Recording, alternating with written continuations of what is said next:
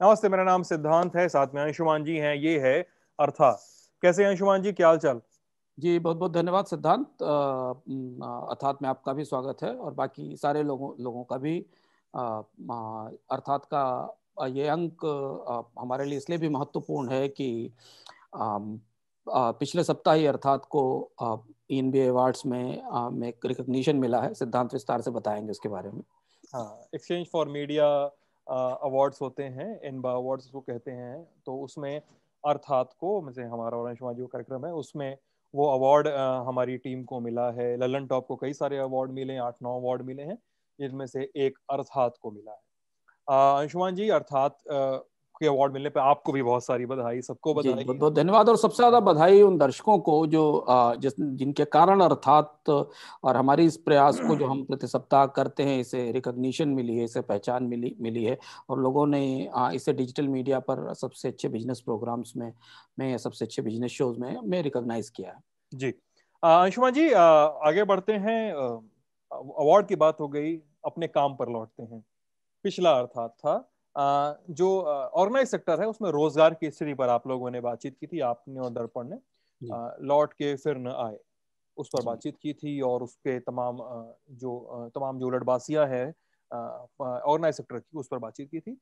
और उसे दर्शक चाहें तो अर्थात की प्लेलिस्ट है यूट्यूब और फेसबुक पे, वहां जाएं, आराम से सर्च करें, देख सकते हैं। आगे बढ़ें। इंडिया टुडे हिंदी का अंक इस बार सेकेंड वेव पे है। बहुत हाँ बड़ी समस्या, बहुत बड़ी दिक्कत, और फिर से सारे चैलेंजेस रिविजिट हो रहे हैं अंशुमान जी। हाँ, रिविजिट नहीं हो रहे, ज्यादा बड़े हो रहे हैं। अगर आप जाहिर कोविड सी की ये दूसरी लहर देखें, जिसे दूसरी कहें या तीसरी कहें कहें वो लहर पहले से ज्यादा भयावह, ज्यादा तेज है। और हम पहले ही झटके में 1,10,000 केसेस पर डे का आंकड़ा पार कर गए हैं। रिकवरी रेट बहुत तेजी से पिछले 2 हफ्तों में गिरा गिरा है चारों तरफ से। तो ये जो हम इस बार का अंक है, ये पूरी तरह इस पर फोकस करता है कि आखिर ये क्यों आई आई कहां से, कैसे इससे रोका रोका जाए और क्या चैलेंजेस हैं वैक्सीनेशन के प्रोग्राम को लेकर। तो इसके सारे आयाम चिकित्सा की दृष्टि से, स्वास्थ्य सेवाओं की दृष्टि से, वैक्सीन की दृष्टि से इस पर केंद्रित है ये अंक। हम्म। अच्छा, अपने संपादकीय में अर्थात में जिस पर हम आ गए हैं, आपने भी इस पे काफी एक मतलब जितनी जो उसकी शब्द सीमा है और जो उसका पूरा आकार है आपके संपादकीय का, उसमें आपने काफी चीजों को समेटा है, काफी बातों को समेटा है। मतलब इस बार का शीर्षक है भरम गति टारे नहीं टरी। मतलब कबीर के निर्गुण से आपने बनाया है, जो हम लोग बातचीत कर रहे थे, कर्म गति जी टारे नहीं टरी। हाँ, इसीलिए उसको उसे हमने हाँ। कर्म गति की जगह ये जो भ्रम की गति है हमारी, जो जो हमारे भ्रम थे हम्म। वो वापस लौट ही आए। हाँ। और ये बहुत दिनों बाद है जब आपने किसी कबीर के दोहे से फिर से अपने कॉलम जी को एक नाम दिया है, बहुत दिनों बाद, जी मेरे ख्याल से जी 4-5 महीनों बाद ऐसा चार हो पांच रहा महीने बाद जी। है। हाँ। तो इस कॉलम को मैं पढ़ रहा था, इस पे कुछ सवाल भी है मेरे, मैं बीच बीच में आपको पॉइंट आउट करता जाऊंगा। आ, आ, बातचीत शुरू होती है अक्षय कुमार को कोरोना होने से। बॉलीवुड की पीछे बीते दिनों की बहुत बड़ी खबर बनती है कि अक्षय कुमार और उनकी फिल्म क्या नाम था उसका, राम सेतु, जी उसकी पूरी स्टार कास्ट को हो जाता है कोरोना। और फिर आपके एक और परिचित मिलते हैं, डब्बू पहलवान, जो इस बार लगता है कि ऑप्टिमिज्म बायस के शिकार नहीं है, नहीं हुए। नहीं हुए। जी डोनाल्ड ट्रंप को देखने के समय वो आपके जो दूसरे दोस्त थे, हलवाई था, कल्लू हलवाई नाम था उसका ना, हाँ, नत्थु हलवाई थे नथु वो। हलवाई उसका नाम था। हाँ वो साहब तो ऑप्टिमिज्म बायस के शिकार हो गए थे, लेकिन डब्बू पहलवान हम्म, ऑप्टिमिज्म बायस के शिकार नहीं हुए हैं। तो हम्म। पूरी बातचीत को अंशुमान जी इस ऑप्टिमिज्म बायस के आसपास जो बहस बैठ रही है इसको देखेंगे। उसके बाद लॉकडाउन और सरकारों के काम पर थोड़ी सी बातचीत करेंगे। सरो सर्वे से और सरकारों के धोखे पर थोड़ी बातचीत करेंगे। ठीक है। अक्षय कुमार, डब्बू पहलवान। हाँ, ये अक्षय कुमार का जो प्रसंग आया और डब्बू पहलवान जिनसे ऐसी हमारी बाजार में चलते फिरते मुलाकात हो गई वैसे वो हाँ, मुख्य यहाँ रूप पे से। कि घर पे? हाँ, ये हम अभी उत्तर प्रदेश में थे। वो दरअसल जो मोच उतारने चढ़ाने वाला काम करने वाले पहलवान नहीं होते हाँ हैं, हाँ वो हाँ। उनमें से एक हैं। जब हमने पिछली बार ऑप्टिमिज्म बायस पर बात की थी और जो चर्चा की थी उस समय का जो अर्थात का एपिसोड था, तो हमने बात की थी जो उसका शायद शीर्षक था देखत जग बौराना। देखा जग बोराना। हमने तब बात की थी कि हमारे व्यक्तिगत ऑप्टिमिज्म बायस होते हैं। हमें समझते हैं कि बीमारी हमारे हमको नहीं दूसरे को लगेगी। हमको लगता है कि हमारे साथ ही सब कुछ, हमारे साथ सब कुछ अच्छा होगा, सामने वाले के साथ बुरा होगा। ये उस दौर की बात थी जब हम पूरी दुनिया और भारत कोविड की पहली लहर में था। तो जिनकी बात हम कर रहे हैं, ये जो कैरेक्टर हैं इनके बारे में हम बात कर रहे हैं, ये इन्हें उस दौरान जब इनको दिखता था कि साहब डोनाल्ड ट्रंप तो मास्क लगाते ही नहीं है और कोरोना बढ़ता चला जा रहा है, तो इन्हें उस समय कोविड हुआ था। खैर वो इलाज करके उबर के आ गए और उसके बाद उन्होंने ये कहा कि अब मोच उतारने का काम तब होगा जब पहले मास्क लगेगा। इसके बिना अगर कोई बगैर मास्क लगाए हमारी दुकान के आसपास दिखा तो हड्डी तोड़ के फिर जोड़ेंगे। तो ये जो क्योंकि जब अभी ये दोबारा आया तो बहुत सारे लोगों को, जब दूसरी फेज आई जिस पर हम चर्चा कर रहे हैं और जो फेज हमारी इस बार की कवर स्टोरी भी और हमें आसपास दिख भी रहा है आया, तो बहुत सारे लोगों को इस बात पर हैरत हुई कि पहले चरण में जिन लोगों को कोविड हुआ था, ये जो पहले चरण में कोविड के शिकार हुए थे, वो किसी गफलत में रहे होंगे। उन्हें लगा होगा कि साहब हमारी प्रतिरोधक क्षमता बहुत अच्छी है। उन्हें लगा होगा कि बहुत सारी चीजें ऐसी हैं जो हमारे आसपास नहीं होंगी। हम कुछ ऐसा खाते हैं, हम ऐसी जगह रहते हैं, हम यहाँ हमको कोविड नहीं पकड़ेगा। पर जब दूसरी लहर हमारे पास आती है, तब तक भारत दुनिया में तीसरा सबसे बड़ा देश हो चुका होता है कोविड से संक्रमण में। भारत में कोविड की स्थिति पहले से ज्यादा विकराल हो चुकी होती है। उसके बाद भी भारत जैसे देश में महामारी की दूसरी लहर आ जाती, और वो भी इतनी बड़ी लहर आ जाती है उस देश में जहां दुनिया का सबसे सख्त लॉकडाउन होता है। दुनिया का सबसे सख्त और सबसे बड़ा पैन नेशनल लॉकडाउन होता है। तो ये चीज हमें बहुत सारे ऐसे सवालों पर सोचने पर विवश करती है जो हमारे सामूहिक मनोविज्ञान से जुड़े हुए हैं। व्यक्तिगत मनोविज्ञान की बात हमने पिछली बार की थी, वो जाकर अर्थात की प्लेलिस्ट में लोग देख सकते हैं। जी। हम यहाँ सामूहिक मनोविज्ञान की बात करते हैं कि ऑप्टिमिज्म बायस व्यक्तिगत मनोविज्ञान है, पर जब समूह एक तरह से सोचने लगता है और उस समूह में सरकारें भी शामिल हो जाती, वो भी उसी तरह से सोचने लगती हैं, तो हम सबसे भयानक खतरे को देखने के बाद भी, लगभग 1 लाख से ज्यादा लोगों को गंवाने के बाद भी, बहुत कम समय में हम उस जगह आ जाते हैं जहां हम सितंबर में 90-95 हजार प्रतिदिन के केसेस पे थे, और आज हम 1,20,000-25,000 केसेस पर आ गए हैं जब हम इस प्रोग्राम को रिकॉर्ड कर रहे हैं पर डे के स्तर पर। तो बहुत सारे लोग तो उस समय सतर्क हो गए थे, लेकिन शायद मुझे लगता है कि सितंबर के बाद भारत में एक बहुत बड़ी आबादी और सरकारों के जानते बूझते हुए, मैं ये भी कहूंगा कि सरकारों के देखते हुए, सरकारों के नेतृत्व में कहीं ना कहीं तरह से ऐसी सामूहिक अति आत्मविश्वास का शिकार हुई, जिसकी वजह ये थी कि जिसकी वजह से हम आज इस भयानक परिस्थिति में खड़े हुए हैं कि जब सारी चीजें अचानक बिखरती हुई दिख रही हैं बहुत सारी जगहों पर। क्या वजह थी, क्या ऐसा था? जो सवाल में हमारे दिमाग में आते हैं, जिसे हम इसमें समझने की कोशिश करेंगे कि मनोविज्ञान हमसे क्या कहता है, जो हमारे कॉग्निटिव अंडरस्टैंडिंग है या जो बायसेस की अंडरस्टैंडिंग है वो हमें क्या बताती है। ऐसा लगता है जैसे सरकारों ने लॉकडाउन हटाने और लगाने को कोविड के संक्रमण घटने बढ़ने से जोड़ दिया। ऐसा लगता था जैसे लॉकडाउन लगाया गया तो कोविड घटा, लॉकडाउन बढ़ा दिया गया तो कोविड घटा, और लॉकडाउन हटाया गया तो कोविड खत्म हो गया, इसे जोड़ दिया। जबकि प्रत्यक्ष रूप से भारत में किसी भी आंकड़े ने अभी तक हमें यह नहीं बताया कि लॉकडाउन से कोविड के संक्रमण का क्या रिश्ता है। मैं यहाँ पर मेरे कुछ सवाल हैं। हाँ, एक तो जब हम ये कह रहे हैं कि सरकारों के नेतृत्व में हम अपनी जिम्मेदारियों से पीछे हट रहे हैं, मैं सरकारें उस पूरे ढिलाई का नेतृत्व करती हुई दिख रही हैं सितंबर के बाद से। हाँ, मतलब हम भी तो अपनी जिम्मेदारियां भूल रहे हैं। बिल्कुल, दोनों तरफ से लापरवाही हमारी सबसे बड़ी है। मतलब जिस समय हम सरकार को ये कह रहे हैं कि सर आप उस एज ग्रुप को लगाइए वैक्सीन, 20 साल से ऊपर के लोगों को वैक्सीन लगाना शुरू कीजिए, जो सुपर स्प्रेडर है हमारा इस पूरे वेव का, तो वहां पर हम भी गलत हैं अंशुमान जी। हमने सुपर स्प्रेडर होने की राह चुनी है एक तरह से। मतलब सरकारों की ढिलाई को मैं बहुत नजरअंदाज नहीं कर रहा हूं, लेकिन मैं यहाँ पर एक बात रख रहा हूं आपसे कि इस पर हम एक मिनट की बातचीत कर सकते। हाँ, दोनों चीजें देखिए, सितंबर के बाद की हम बात करें, अभी की बात नहीं करें। अभी हम कह रहे हैं कि सबको वैक्सीन लगाई जानी चाहिए, अब तो हम अप्रैल में खड़े हुए हैं। सितंबर के बाद से जिस तरीके के संकेत दिए गए, जिस तरीके की नीतिगत तौर पर व्यवस्थाएं की गई, लॉकडाउन हटाने के दबाव थे, लॉकडाउन को हटाना आर्थिक रूप से थे, अर्थव्यवस्था को लेकर बहुत सारे सवाल थे और यही दुविधा थी। ये दुविधा भारत में हमेशा रही कि अर्थव्यवस्था को बचाएं कि लोगों को बचाएं। लेकिन व्यक्तिगत रूप से भी लोग ऑप्टिमिज्म बायस का शिकार हुए, लोग इस बात का शिकार हुए कि वो और ये बात तो हमने पहले से भी डिस्कस की कि लोगों ने मास्क पहनना छोड़ दिया।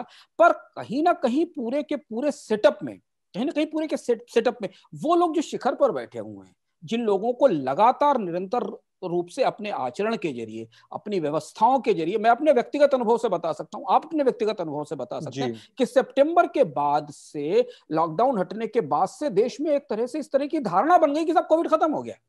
फिर दूसरी तरफ आंकड़े आने लगे कि हमारे यहाँ तो active rate, success recovery rate 98% हो गया, 99% हो गया, एक्टिव केसेस की संख्या गिरने लगी, घटने लगी। तो क्रमशः संक्रमण नहीं घटा था, इसके आंकड़े भी हम आगे डिस्कस करेंगे। जो एक सामूहिक रूप से माहौल बना, और एक दौर तो ऐसा आया सिद्धांत, नवंबर, दिसंबर, जनवरी तक, जब मास्क लगाए हुए लोगों को देखकर लोगों को आश्चर्य होने लगा। मेरे अपने व्यक्तिगत अनुभव में बता सकता हूं, जहां मैं अधिकारियों और नेताओं और बाकी लोगों को देख रहा था कि वो मास्क वो वैसे फोटो खिंचवाना चाहते थे कि मास्क हटाकर फोटो खींच दिया जाए। तो ये जो पूरी व्यवस्था थी, पूरी व्यवस्था में रिलैक्सेशन टॉप लेवल से लेकर नीचे के लेवल तक था। और क्या ये रिलैक्सेशन या ये जो ढील, या ये जो ऑप्टिमिज्म बायस, ये आशावाद तथ्यपरक था, तर्क संगत था? क्या ऐसा करने की छूट हमें आंकड़े दे रहे थे? क्या सरकारों को यह पता था कि वो ऐसा करने देंगी? मतलब अंशुमान जी, जहां पे आप कह रहे हैं लॉकडाउन में और इस पूरे स्ट्रिक्ट इकोसिस्टम जो हमने डेवलप किया था कोरोना से लड़ने का, हाँ, तो उसमें और इन्फेक्शन के रेट्स में कोई साम्य और या कोई रिलेशन नहीं बैठता है। हाँ बिल्कुल, वो इसलिए नहीं बैठता। मैं एक सेकंड मैं अपनी बात पूरी कह लूं तो मेरे ख्याल से मैं शायद हम किसी निष्कर्ष पे पहुंच जाएं। लेकिन अगर क्या ये एक सिमुलेशन हम अगर रख के देखें कि लॉकडाउन हटा दीजिए, दृश्य में से कर्व्स हटा दीजिए, लोग घरों में नहीं हैं, लोग बाहर हैं, लोग मार्केट में हैं, खुले में घूम रहे हैं, मॉल में घुस रहे हैं, सब कुछ हो रहा है, तो क्या एक ज्यादा भयावह पिक्चर नहीं होती हमारे सामने? नहीं, देखिए, लॉकडाउन, हम तो लॉकडाउन के बाद की परिस्थिति की बात कर रहे हैं, क्योंकि अगर आप लॉकडाउन के बहस पर जाएंगे तो लॉकडाउन के आंकड़ों को सिद्धांत अगर आप इन्फेक्शन के आंकड़ों से देखेंगे तो कोई सामने नहीं दिखाई देगा, क्योंकि इन्फेक्शन तो लॉकडाउन के दौरान बढ़ना शुरू हो गए थे। लॉकडाउन जब हटना शुरू हुआ, कहीं ना कहीं पूरी व्यवस्था में जो हमें बायस दिखता है, क्योंकि लॉकडाउन और इन्फेक्शन का तो कहीं कोई आंकड़ा ही नहीं दिखता। जब लॉकडाउन हटा तब तक इन्फेक्शंस बहुत ज्यादा हो गए थे, तब तक मरीज बहुत ज्यादा हो गए थे, तब तक एक्टिव केसेस बहुत ज्यादा हो गए थे। जब लॉकडाउन लगा तब तो नंबर्स बहुत कम थे। तो लॉकडाउन अगर एक हिफाजती व्यवस्था थी तो लॉकडाउन का असर हमें इन्फेक्शन पर नहीं दिखाई दिया। तो लॉकडाउन को लेकर तो ये डिबेट हमेशा बनी रहेगी भारत में कि लॉकडाउन से हमने क्या हासिल किया। हम दूसरी चीज कह रहे हैं, जहां आंकड़े हमारे पास रखे हुए, जो बात जिससे कि आपका सवाल पुष्ट होगा, एक बायस होता है जिसको कि आमतौर पर इकोनॉमिक्स में, साइकोलॉजी में डिस्कस किया जाता है, जिसको हम कहते हैं कि एक्सपोनेंशियल ग्रोथ बायस। यानी जिस बायस के जरिए क्या होता है कि हम हमेशा ये मानते हैं कि कोई चीज एक रेखा में बढ़ती है, आज बढ़ी है, फिर कल बढ़ेगी, फिर तीसरी तरफ तीसरे दिन बढ़ेगी। तो ये रैखिक या जो लीनियर ग्रोथ होती है उसे हम आमतौर पर ग्रोथ मानते हैं। लेकिन आबादी, महामारियां, कंपाउंड इंटरेस्ट, चक्रवृद्धि ब्याज, बैक्टीरिया, ये सब एक्सपोनेंशियली बढ़ते हैं, ये बहुत तेजी से बढ़ते हैं। इसके बारे में एक दिलचस्प किस्सा सुनाया जाता है, जिसको सुना दें तब फिर उस आंकड़े को हमें समझने में सुविधा रहेगी। दिलचस्प किस्सा सुनाया जाता है, कहते कि एक बार एक बादशाह एक व्यापारी से बहुत खुश हुआ और उसने ये व्यापारी से कहा कि तुम मुझसे कोई इनाम मांगो। तो व्यापारी ने कहा, सर हम आपसे क्या इनाम मांगेंगे सुल्तान, आप ऐसा करिए कि हमको बस चावल का एक दाना दे दीजिए, लेकिन इतना करिएगा कि मैं आपके सामने शतरंज की चौपड़, शतरंज की बिसात रख देता हूं।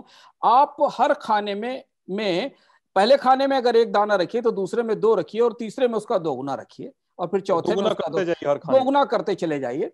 आप 64वें खाने तक आते कितना अनाज हो गया आप खुद अंदाज लगा सकते हैं। तो ये जो एक्सपोनेंशियल ग्रोथ है, इसको यही सबसे आसान तरीका एक्सपोनेंशियल ग्रोथ को समझने का है। अब आप इसे सीरो सर्वे के संदर्भ में देखें, जहां हमें उस एक्सपोनेंशियल ग्रोथ का बायस या जो अनंत बढ़ोतरी को समझने की क्षमता दुनिया के बहुत सारे देश चूक गए। जहां जहां दूसरी लहर आई है सिद्धांत, वहां वहां या बड़े पैमाने पर आई, ब्राजील में या बाकी जगह, वहां समझने की कोशिश की जा रही कि सरकारों ने कौन सी चीज नहीं समझी, क्या वो एक्सपोनेंशियल ग्रोथ बायस का शिकार हो गई। अब इसे समझिए, पहला सीरो सर्वे जब आया था मई जून में, तो हम लॉकडाउन के बीचों बीच में थे। पहला सीरो सर्वे जो सरकार ने जारी किया था, उसके आंकड़े इंटरनेट पे उपलब्ध हैं। उस समय भारत में जो संक्रमण की दर थी, उसमें 1% से कम आबादी संक्रमित थी। Right in the middle of lockdown India में 1% से कम, 0.7% के आसपास लोग पहले सीरो सर्वे में संक्रमित पाए गए थे। मैं एक्टिव केसेस की बात नहीं कर रहा हूं, संक्रमित पाए गए।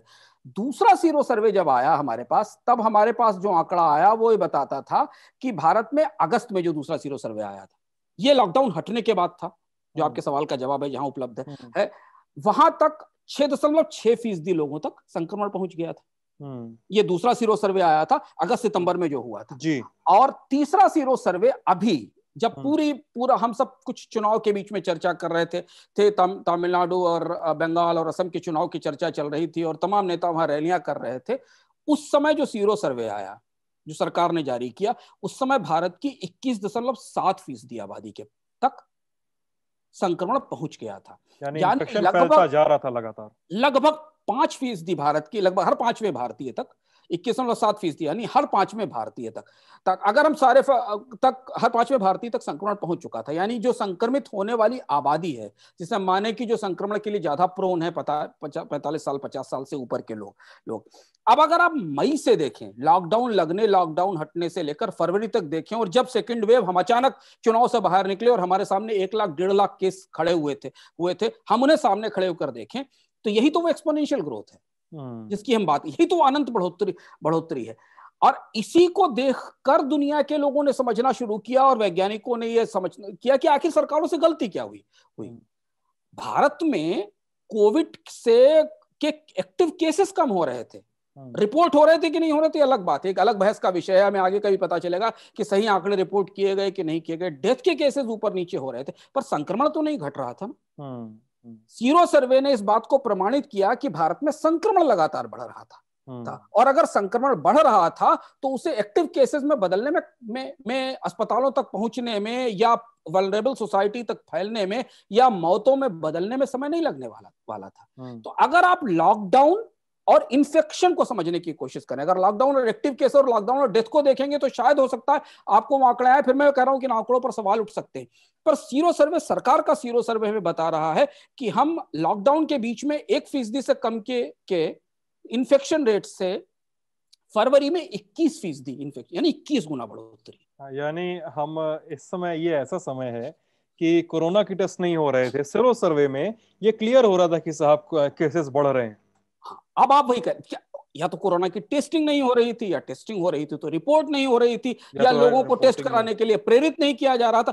तो लोगों के दिमाग में कहीं ना कहीं इंप्रेशन था, कहीं ना कहीं ये बायस था, जिस बायस की हम बात कर रहे हैं। मैं आगे 2-3 और बायसेस पर बात करेंगे। लोगों के दिमाग में बायस था कि सब कोरोना खत्म हो गया, कोविड खत्म हो गया। सीरो सर्वे पर उतनी चर्चा कभी सरकारों ने नहीं की जितनी चर्चा हमें ये उत्साह के साथ बताने के लिए की जाती थी कि सब एक्टिव केसेस का नंबर घटता चला जा रहा है, और हमारे पास अस्पतालों में लोग कम आना शुरू हो गए, और अब हम टेस्टिंग भी लिमिटेड कर रहे हैं। हमें यह नहीं बताया जा रहा था कि संक्रमण की एक मजबूत लहर अंदर ही अंदर 2 गुनी, 3 गुनी, 4 गुनी, 5 गुनी, 10 गुनी होते होते 21 गुनी तक बढ़ रही है। यहाँ पे एक सवाल है अंशुमान जी मेरा, कि एक तो सरकारें शायद के भारत की सरकार ही नहीं, जहां जहां पे सेकेंड वेव ने बुरे तरीके से अफ्रीका, ब्राजील, जहां जहां हिट किया है, सरकारों को भी बहुत ज्यादा धोखा हुआ है। उन्होंने शायद अपने ही आंकड़ों को पलट कर नहीं देखा, और अपने ही सिस्टम को शायद उतनी पारदर्शिता से और उतने मैग्नीफाइंग ग्लास से नहीं देखा, अपने ही सिस्टम को, जिसमें हम ये बार बार कह रहे हैं कि साहब केसेस की रिपोर्टिंग बहुत फ्लॉड है, उसमें काफी ज्यादा खामियां हैं। ये संभावना कितनी है अंशुमान जी? मैं इस धोखे पर तो बात जानना ही चाहूंगा कि सरकारों को धोखा हो रहा है और सरकारें चूक रही हैं बार बार, ये इसमें कितनी संभावना है कि केसेस की जो फ्रिक्वेंसी, जो उसका अंबार है, जितना अभी दिख रहा है, ये मीनवाइल भी मौजूद था। यही वो बायस है जिसकी बात मैं कर रहा हूं। जो दूसरे बायस की हम बात कर रहे हैं, जिस तरफ आप इशारा कर रहे हैं, ये वही बायस है। पहले हमने आपसे एक्सपोनेंशियल ग्रोथ जी। की बायस की बात की कि ग्रोथ हो रही थी, संक्रमण बढ़ रहा था, सरकारें संक्रमण को नहीं समझ पा रही थी। अब दूसरा बायस समझना, जिसको हम आइडेंटिफाइबल विक्टिम बायस कहते हैं, यानी जो प्रत्यक्ष हानि है। ऐसा लगता है, आप ध्यान से देखें अगर रिपोर्टिंग को पूरे एक साल में, तो भारत में सरकारों ने पूरी की पूरी रिपोर्टिंग को इस बात से जोड़ लिया कि मौतों की दर कम होनी चाहिए। अगर एक्टिव केसेस, अस्पताल तक पहुंचने वाले केसेस की, या अस्पतालों से बाहर रहने वाले केसेस, प्रधानमंत्री नरेंद्र मोदी ने खुद की पीठ कई बार थपथपाई है इस पूरे। हाँ, तो ये इसको हम आमतौर पर जब पॉलिसी मेकिंग की भाषा में बात करते हैं, खासतौर से ये हम आज बायसेस की बात कर रहे हैं, वो इंडिविजुअल नहीं, वो ग्रुप बायसेस है, सामूहिक रूप से। तो जब आप प्रत्यक्ष हानि को रोकने पर बहुत ज्यादा जोर देने लगते हैं, तो जो परोक्ष रूप से होने वाली चुनौतियां हैं वो इग्नोर हो जाती हैं। तो जो लंबे नुकसान हो रहे थे, और ये बात हमें ब्राजील में भी दिखाई दी, ये बात हमें इवन यूके में भी दिखाई दी, जहां बड़े पैमाने पर दूसरी वेव आई, कि ज्यादा कोशिश सरकारों ने इस बात की कि उनके आंकड़ों में कितने गंभीर बीमार हैं वो कम हो जाएं। उन्होंने इस बात, ये जरूरी था, ये महत्वपूर्ण था कि आप मौतों को नियंत्रित करें, लेकिन संक्रमण के प्रसार को लेकर, संक्रमण का प्रसार रोकने के लिए, कांटेक्ट ट्रेसिंग करने के लिए, लोगों के मूवमेंट को समझने के लिए बड़े पैमाने पर भीड़ न जुटने देने को लेकर के लिए, तो हुआ ये कि सरकार ने जब इस तरह से सोचना शुरू किया और संकेत देना शुरू किया कि हमसे नियंत्रण हो गया और सब वैक्सीन आ गई, चीजें ठीक हो जाएंगी, ये उस बायस का नतीजा था जिसकी तरफ आप इशारा कर रहे थे। और इसीलिए अंडर रिपोर्टिंग या रिपोर्टिंग के इशू भी हैं, जिनके बारे में सरकारें ही बता सकती हैं हमको कि वास्तविक आंकड़े क्या थे। एक और इसी के साथ जुड़ा हुआ बायस है जो सरकार की नीतियों में भारत में दिखाई पड़ा, जिसके कारण हम आज पिछले लहर से ज्यादा खतरे में हैं, जिसको हम प्रेजेंट बायस कहते हैं। वो प्रेजेंट बायस भी ये बताता है कि कोविड की सक्रिय केसों का इतना प्रचार हुआ, सक्रिय केस बढ़े और घटे, इसका इतना प्रचार हुआ कि हमने ये जानने की कोशिश ही नहीं की कि भारत में बड़े पैमाने पर जो माइग्रेशन हुआ था लॉकडाउन के बाद, उसमें कितने लोग उत्तर प्रदेश और बाकी गांव, बिहार और बाकी राज्यों में पहुंचे और वो कितना संक्रमण लेकर गए। जबकि तरीका यह था कि चूंकि कोविड का वायरस म्यूटेट हो रहा था, ये सबको पता था, आमतौर पर वायरस म्यूटेट होते हैं, तो जांच की प्रक्रिया, कांटेक्ट ट्रेसिंग की प्रक्रिया बड़े पैमाने पर चलती रहती। इसी बीच हमने ऐसी भी चर्चाएं सुनी कि कहा गया कि साहब भारत में तो प्रतिरोधक क्षमता बहुत मजबूत है, कोविड तो चला गया, अब क्या होगा कोविड का, इस तरह के भी, जबकि उसका कोई तथ्य नहीं था, उसका कोई प्रमाण नहीं था। तो जो सामान्य प्रक्रिया होती है वायरल डिसीज को रोकने की और जानने की, इसको उस पर फोकस करने के बजाय कहीं ना कहीं बड़े पैमाने पर सामूहिक रूप से शीर्ष से लेकर नीचे तक ये गफलत हमारे पास रही है, जिसके कारण हम निकल आए थे मुश्किल से और हमने वापस अपने आप को मुश्किल में धकेल दिया।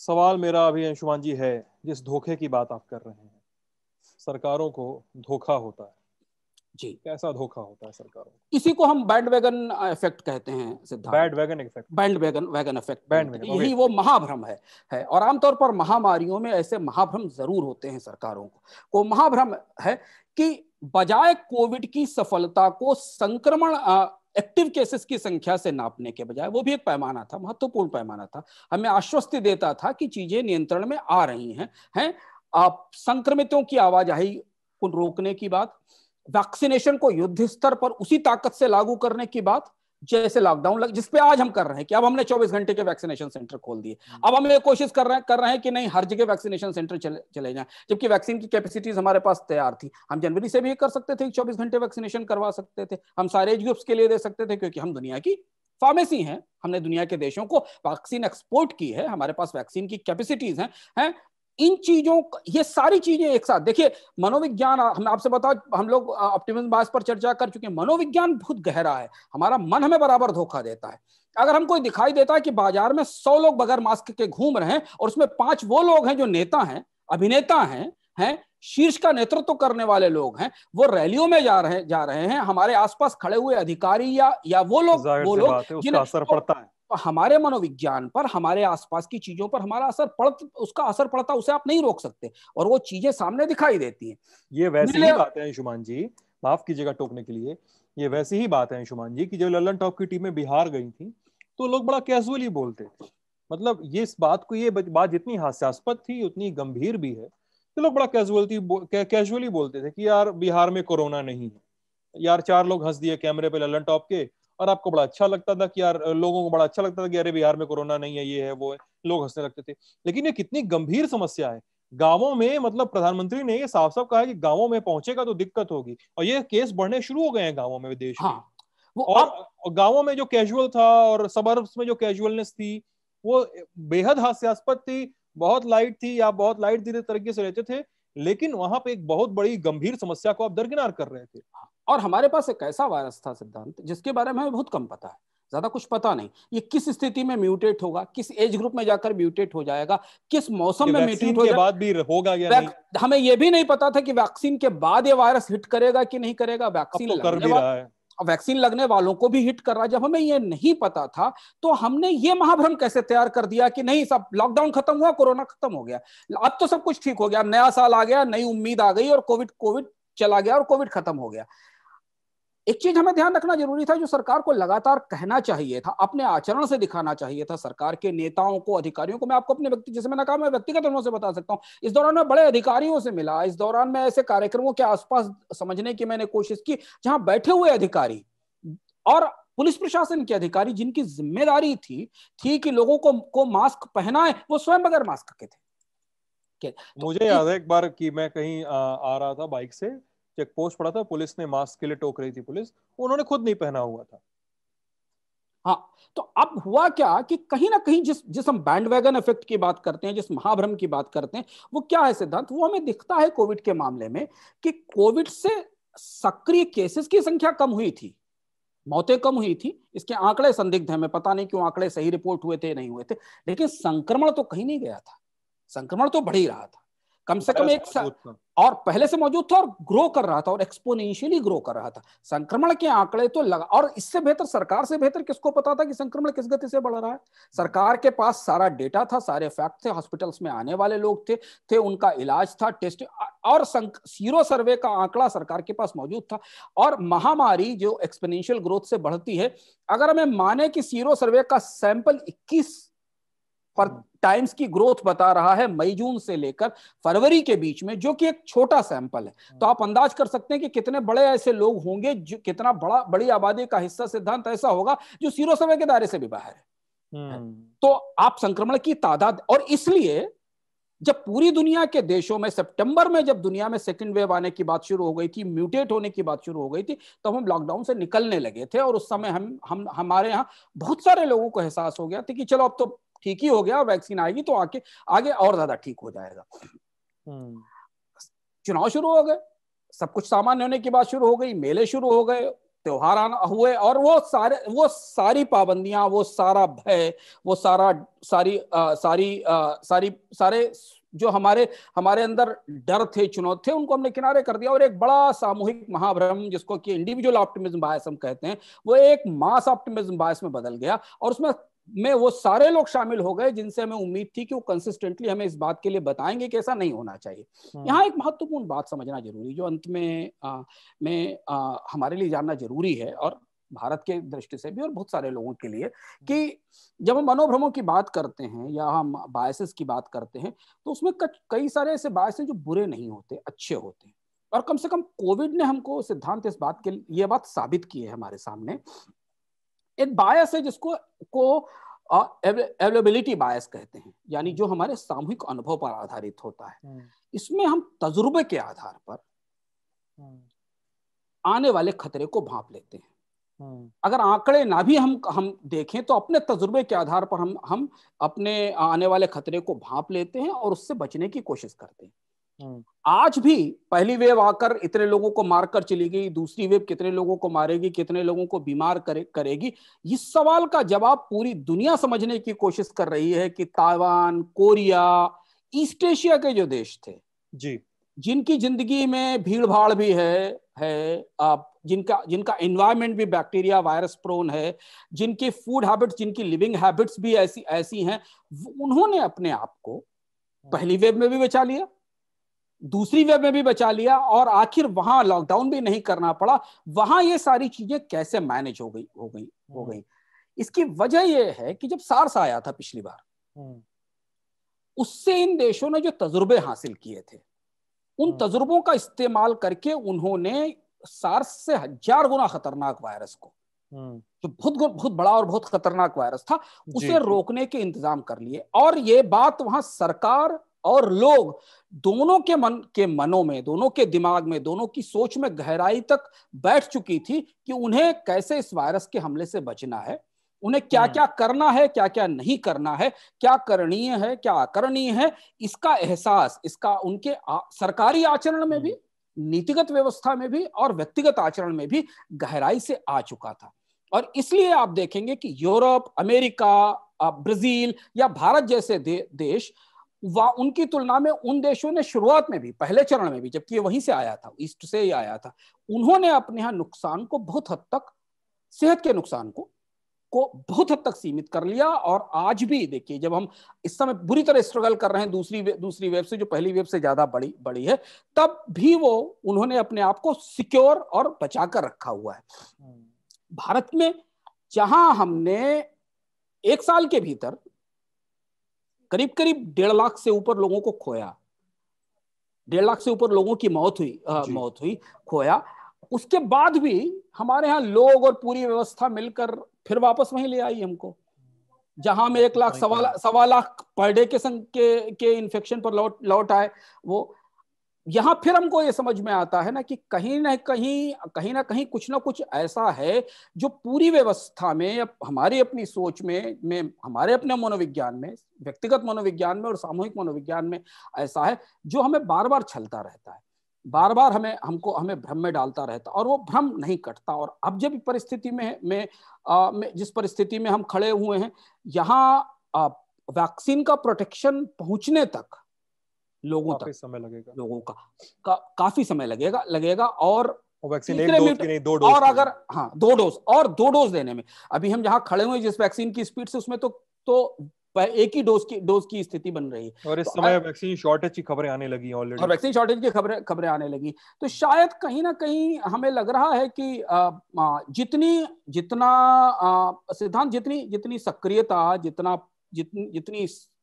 जितनी ताकत, जितनी सख्ती संदेशों में व्यवस्थाओं में हमें तब दिखाई दी थी, वो सितंबर के बाद छूटी, वो लगाम छूटी, और उस लगाम छूटने का नतीजा हमें आज दिखाई देता है। तो यही वो भ्रम है जिसने हमको फिर वापस, और अब तो आज जो आर्थिक नुकसान हमारे सामने इसके दिखाई देंगे वो अलग है।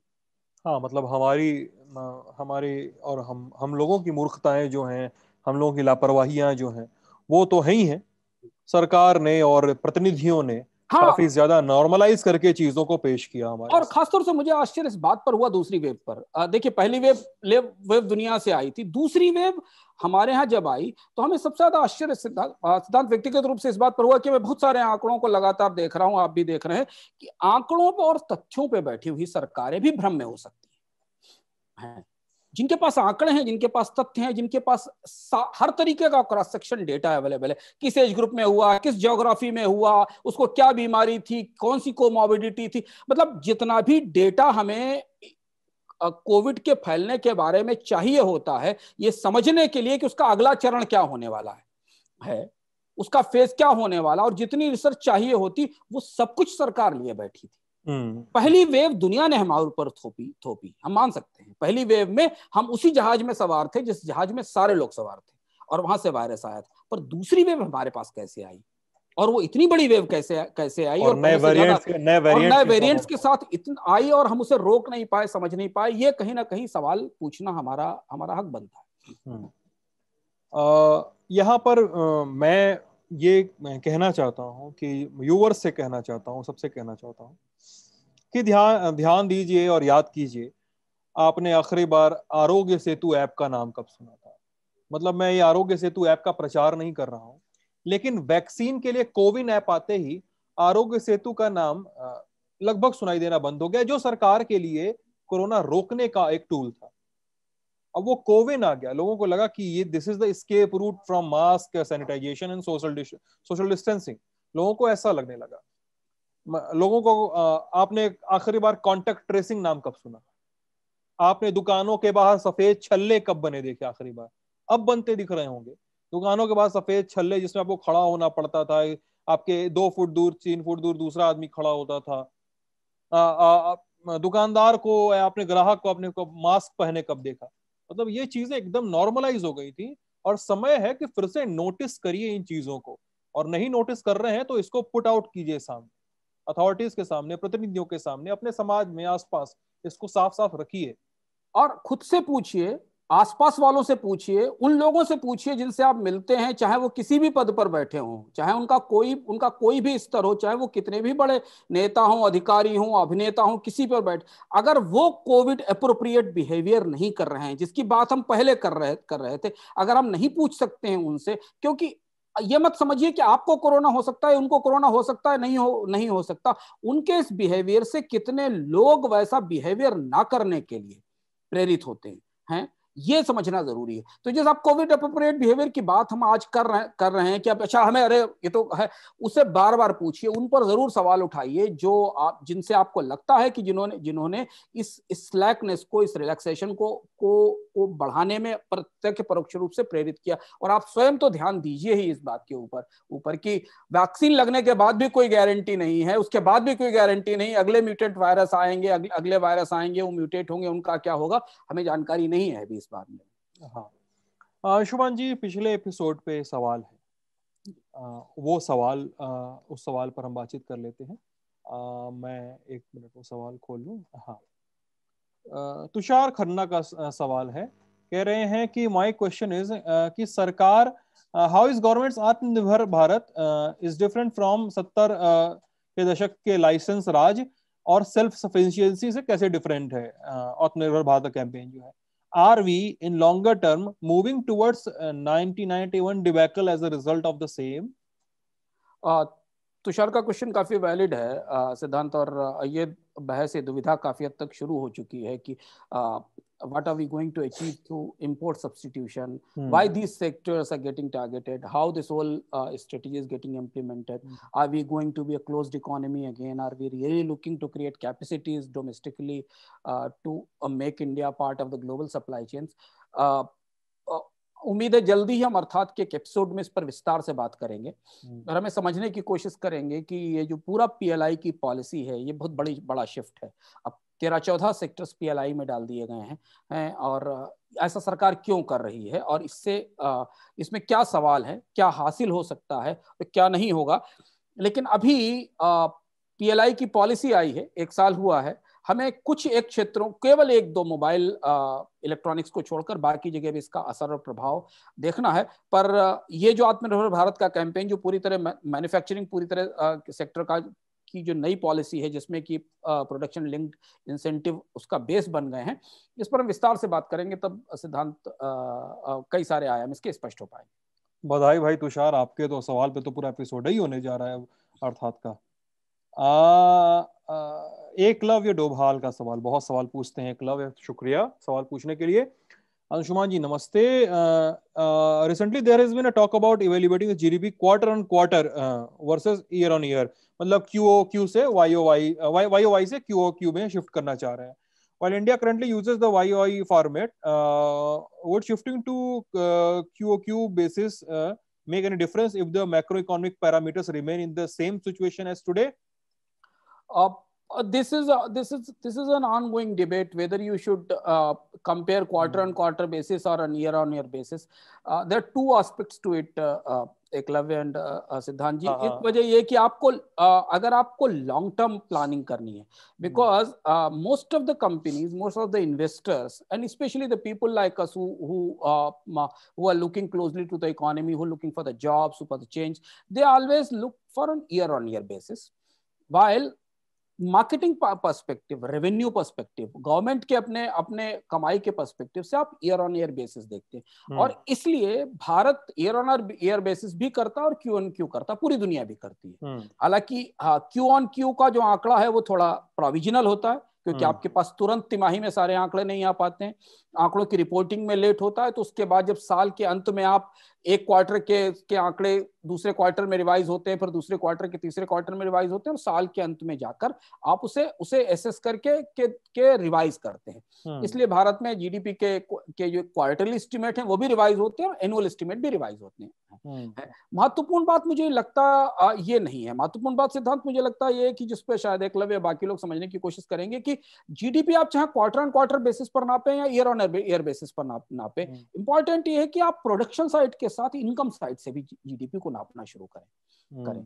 प्रोडक्शन की वैल्यू नापने से आप लोगों की जिंदगी में ग्रोथ का क्या असर होता है, उनकी आय बढ़ती है कि नहीं बढ़ती, उनका जीवन का स्तर बेहतर होता है कि नहीं होता, उनको सुविधाओं की अवेलेबिलिटी बढ़ती है कि नहीं बढ़ती, ये हम कैसे नापेंगे।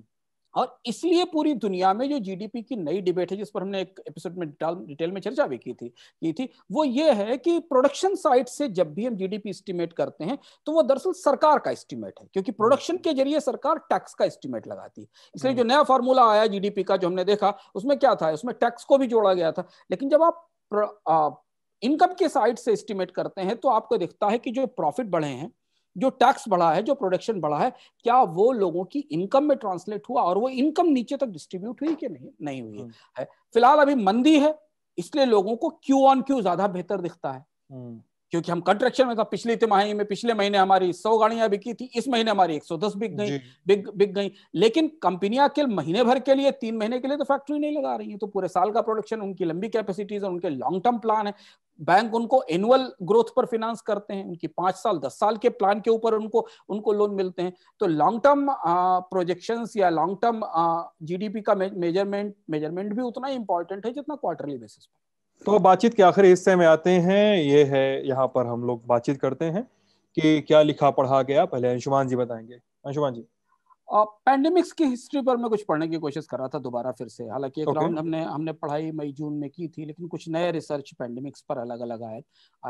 भारत में भी एक किताब आई चिन्मय तुम्बे की, जिन्होंने काफ़ी काम किया है इमिग्रेशन पे माइग्रेशन पे काफ़ी काम किया, इंटरनल और एक्सटर्नल माइग्रेशन पर। उनकी एक किताब आई, तो उससे देखकर हम समझने की कोशिश कर रहे थे कि पैंडेमिक्स का क्या असर होता है। और काफ़ी कुछ इस बार हमने कोशिश की, क्योंकि हम इस पर काम कर रहे थे, हमने समझने की कोशिश की कि पोस्ट पैंडेमिक क्या डेटा आ रहा है हमारे पास, बियॉन्ड जो टॉप लाइन डेटा आता है मैक्रो इकोनॉमी का, इसके अलावा बिहेवियर का अलग अलग कंट्रीज में पैंडेमिक के असर का, उस पर बहुत सारा डेटा। तो इस बार किताब से ज्यादा ये जानने की कोशिश की गई कि आखिर क्यों ताइवान ने अपने आप को बचा लिया, क्यों फिलीपींस ने अपने आप को सीमित कर लिया, क्यों इटली डूब गया पैंडेमिक के कारण।